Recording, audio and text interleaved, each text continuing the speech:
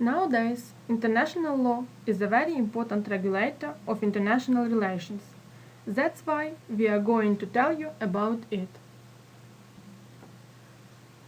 Our presentation consists of such parts: essence and basis of international law, sources of international law, matters of international concern, enforcement of international law, and functions of international law. The body of rules and customs by which sovereign states are guided in their relations with each other is called international law. Generally, in ancient and medieval times, international relations were regulated by special treaties between rulers. In Northern Europe, however, international relations were based on the right of the mighty, but nowadays it is based only on mutual consent of sovereign states.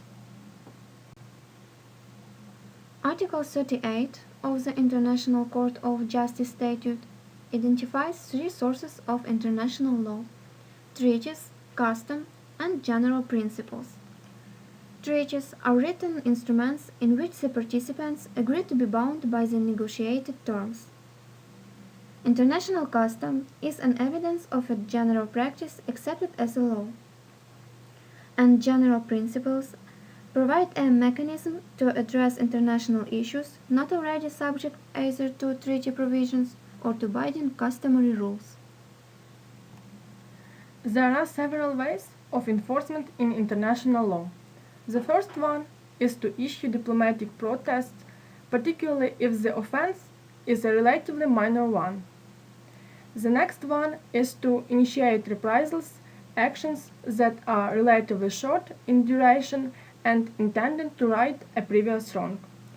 The third is to threaten to enforce economic boycotts or impose embargoes on both economic and military goods if trading partners are involved. And the last one is to use military force, the ultimate self-help weapon.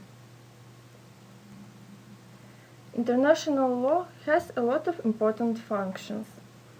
It provides order, protects the status quo, and legitimates the use of force by the government to maintain order.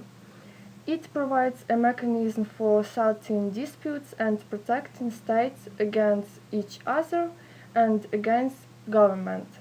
It serves ethical and moral functions, aiming in most cases to be fair and equitable. The scope of international law is vast.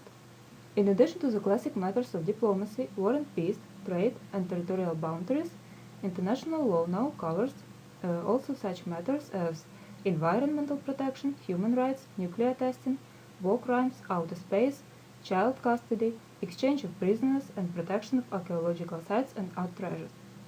International law has no fixed content. New threats that cannot be addressed or resolved by a single nation constantly call for new international responses.